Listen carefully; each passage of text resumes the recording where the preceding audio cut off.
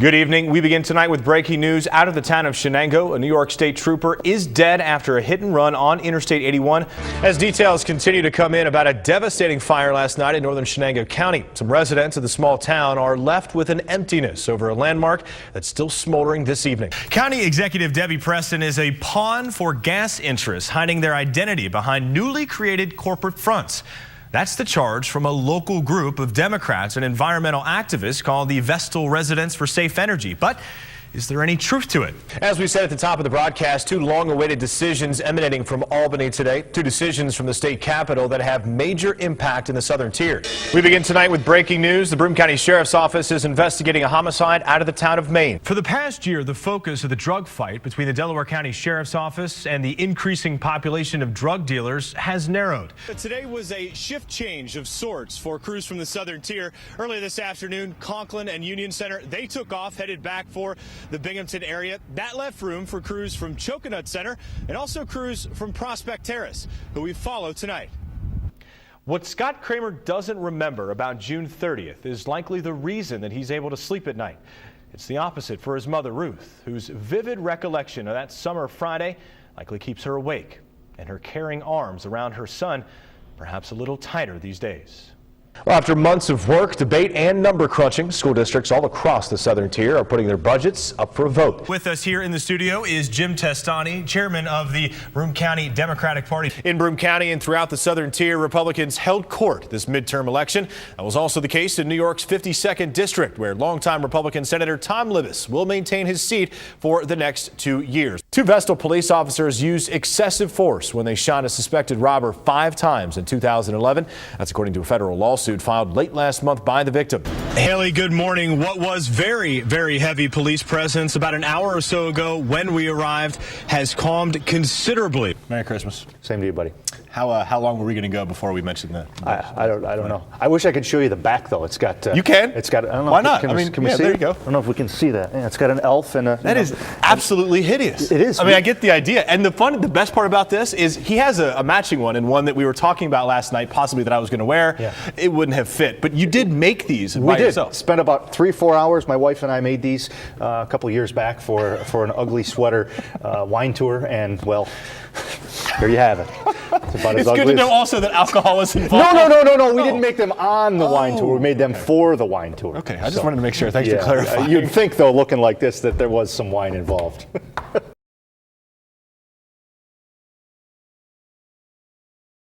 Our Dave Greber set out to investigate how and why drugs are running rampant there and what the sheriff's office is doing to regain control. Exactly, Candace. We began seeing a rise in drug crimes in Delaware County during the past year. As it turns out, our investigation was warranted, as the sheriff's office, the state police, and smaller departments have been struggling to gain control of a growing problem. What we found is they're making progress, bit by bit, one dealer at a time, but it's a moving target. And we also want to warn our viewers that some of the images they're about to see could be considered disturbing. Delaware County has a drug problem. A gritty, oftentimes dangerous undercurrent running through quiet towns and serene countryside.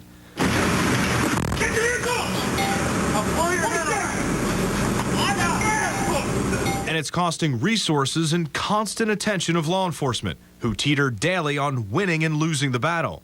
We're doing everything that we can do. We're working night and day. It's a prolific problem. It's something like we haven't seen. You know, I'm a 4th generation Delaware County resident. I've never seen problems such as these.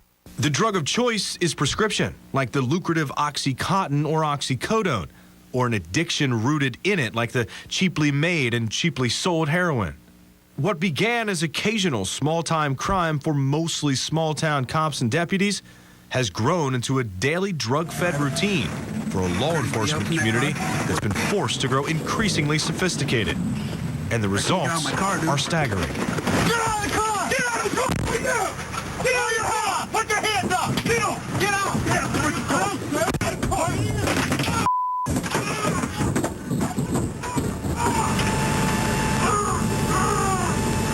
I think in the last 15 years that I've been sheriff, about every year our crime numbers or statistics, of course, we live by them, are constantly going up. This year was rather significant.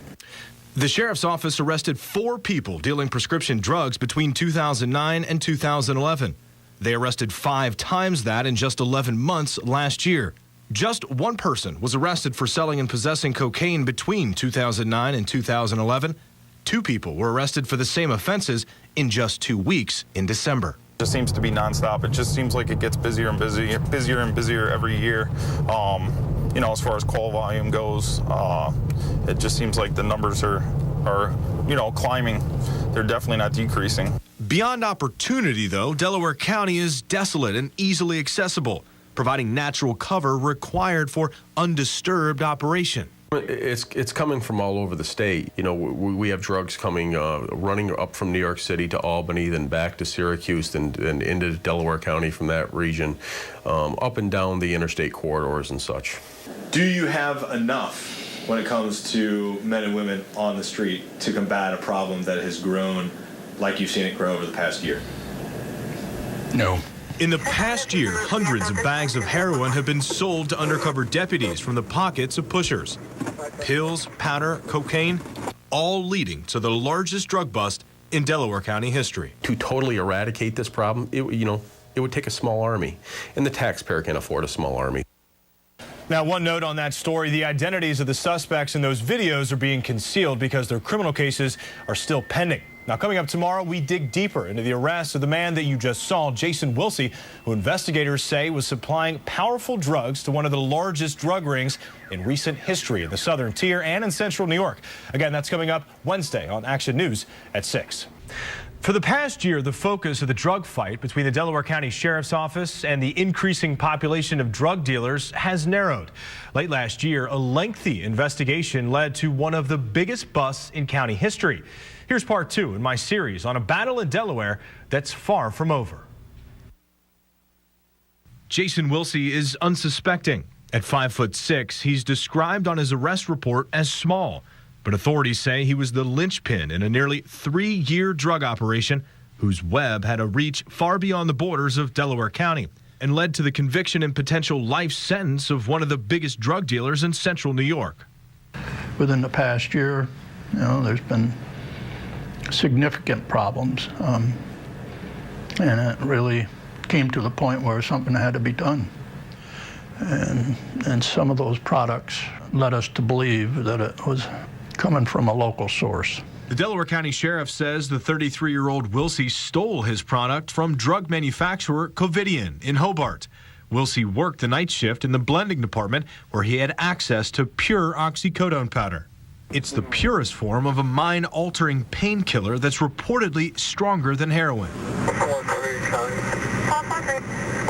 In 2010, the Delaware County Sheriff's Office noticed the sale of pharmaceutical oxycodone powder ramping up there and surrounding counties. Authorities say Wilsey's scheme required persistence, bilking the drug manufacturer out of costly oxy powder bit by bit, and then selling it to his half-brother Robert, a convicted sex offender and admitted drug dealer. The drug dealers that set up shop here in rural Delaware County are very careful and particular in who they sell their drugs to. So it's difficult to infiltrate those circles. Then on December 21st, a break in the case. I started looking under rocks, and as soon as I found that bag, I knew we had it, and that was crucial. Hidden behind a home's wall, 5 ounces of pure oxycodone powder, street value $50,000. I'm sure the other investigators and the administration and the DEA and everybody else felt the same way. The rest was up to Robert Wilsey, who the sheriff's office said rolled on his brother, providing enough information for an indictment.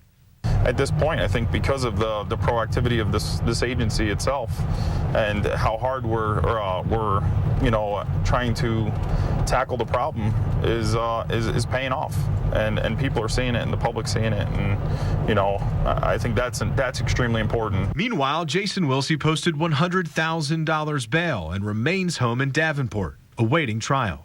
Our goal is to make the community safer. That's what we're paid to do by the taxpayer, and naturally, it's gratifying when we're able to accomplish that mission. But it is frustrating when we know that we haven't entirely eradicated the problem. Now, the sheriff's office says Wilsey's drugs led to the conviction of Dante Major, who's been labeled a major drug trafficker. Major will spend the next 55 years in state prison, but could be in prison for the rest of his life. Meanwhile, proceedings in the Wilsey case are inching along. His next appearance following last month's arraignment has not yet been scheduled. Sometimes public officials, the people you elect into office, choose not to speak, even about topics that affect their constituents. Turns out there's plenty to be said in the borough of Montrose. Not in public, though, but in a string of emails among its council. Ugly words about a simple issue that seemingly divided the small town. Now, Montrose council members refuse to speak publicly, but the conversations they have with each other speak volumes. It began here with an unexpected walkout of a meeting, and tensions mounted to this. You pushing me? No. A local reporter shoved in the parking lot, all because of this, a 2.5-foot tall water spigot along a quiet street in the borough of Montrose. It's a private water source owned and paid for by Craig Stevens, who is not from the borough but a neighboring township. That fact has riled members of the borough council who have grown frustrated privately because Stevens is taking the water 6.5 miles away and providing it to residents in Dimmick Township, who have long claimed a water supply that's been tainted by natural gas drilling. But the donations, according to Stevens, haven't come easy. It took one day after it was put in for my driver to start getting verbally harassed. I was here on the second day it was in, being verbally harassed. The third day there was people parking in front of it to block it. Council members have declined repeatedly to discuss the situation during public meetings or over the phone. I don't make comments to news reporters. Why is that? Most didn't return repeated calls, but an Action News investigation found they've said plenty during virtual conversations with one another. In a lengthy response from councilman and attorney Sean Granahan to the newly elected Julianne Skinner, Granahan refers to Stevens and others' actions as thuggery and even devilry. He calls them the Dimmick hooligans, and one woman specifically a clown. He says Stevens is pirating Montrose water, and he goes on to say that he would have had members of the council audience arrested just for showing up. He says the borough's attorney, Marianne O'Malley, is looking to restricting access to public meetings and making them unpalatable to attend, to which the borough's attorney says it's too bad that state open meetings laws allow for the use of recording devices. For now, the deliveries from Montrose to Dimmick continue, but whether the issue becomes a long-term problem is anyone's guess. This isn't World War III. This is not Armageddon. This is not the last bit of water in the world. You know, we're delivering water to people that don't have water. I mean, what their problem is, I don't know. I don't turn my back. I watch everything around me at all times. I will not turn my back because you just don't know what's going on. You don't know what they're going to do. Now, I contacted each member of the Montrose Borough Council, and once again, none of them had any comment on the emails or the language they contained. The story doesn't end there, though. A right-to-know request for a broader picture of council communications is in the works. We'll bring you that story when the council makes those public records available. Several local crews are busy helping areas on Long Island with their recovery from Hurricane Sandy. Chief videographer Sam Gaddis and Action News' Dave Greber are in Long Island with the latest.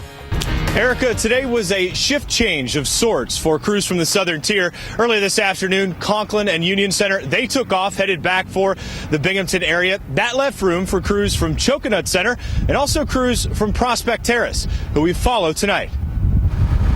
Members of the Prospect Terrace Volunteer Fire Department didn't know exactly what to expect as they made their way south toward the remnants of one of the worst natural disasters in history to join thousands of emergency responders, including dozens from several departments in Broome and Delaware counties, further and further down debris-lined streets. It was definitely incredible. I mean, it reminds us a lot of what happened back home, obviously. But you know, you see it on TV and you can watch it on TV. But when you see it in person and you see the lines at the gas stations and all of that, the feeling in the cab as we were driving into the island was definitely shock. Members from Conklin and Union Center were headed home, having fulfilled their 72-hour volunteer duty. That left room for other crews like Prospect Terrace, who will fill 72 hours in a similar fashion. Luckily in the fire service, with the camaraderie of the guys, no matter where they're from, there's never a dull moment. How was the incident that we had just now? Oh, it wasn't that bad. Talking, laughing, waiting, all in between occasional emergency runs. Like those who came and left before them this week, the Prospect Terrace crew will be expected to perform the same duties they do in familiar Broome County, except they'll do it in a foreign city, in complete darkness and surrounded by utter destruction. You're comfortable in your own land, and when you get out of that element, it's a lot different. The perspective is different. You're not familiar with the area. It's tough in the daytime and a lot tougher in the dark. But there's no pity here. Instead, only gratitude. All the guys in the department were excited to come down and lend a hand, give back a little bit for the help we received back in September. And it's a tremendous opportunity as firefighters at home to come down here and give these people down here a little bit more comfort. We know what it was like back home, so it was a pretty easy decision to make. Now, Erica, it certainly was a lot of hurry up and waiting over the past couple of days, both for the fire crews and also for us, but that is the nature of the fire services. Also, one more thing, I talked for the past couple of days about just how welcoming the crews here have been to the crews of the Southern Tier. They have been just as welcoming for us, and that is something that we want to extend a sincere thank you to everyone who we've interacted with. Heading home tomorrow, but for now, reporting live from Long Beach, Dave Greber, WBNG TV, Action News.